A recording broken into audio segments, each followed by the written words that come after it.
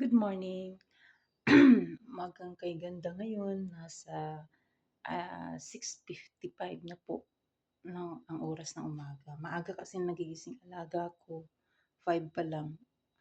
5 ginigising na ako pero bumabangon ako ng 5:30. So ngayon tapos na tayo. Iinom tayo nito.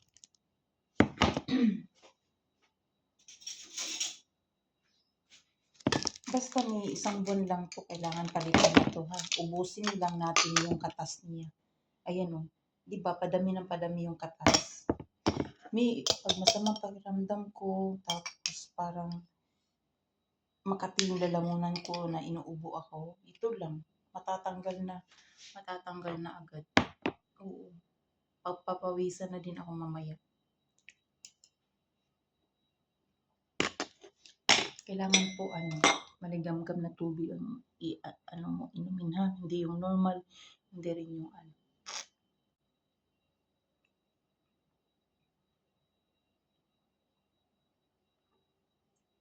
Ayan.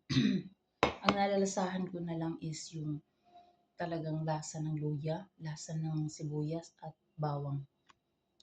Isang buong bawang,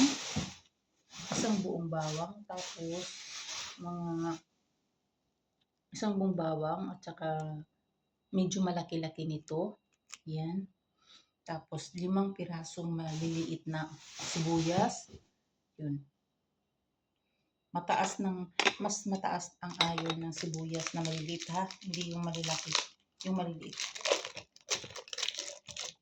Mataas po yung iron niyan. Ito lang po talaga yung vitamins ko.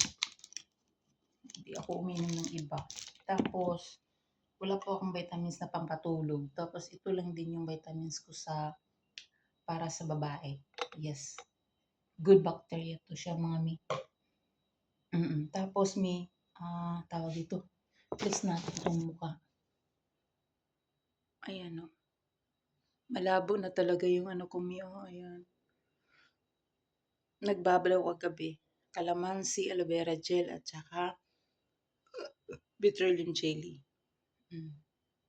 Tapos, pinahiran ko ng castor oil at saka honey.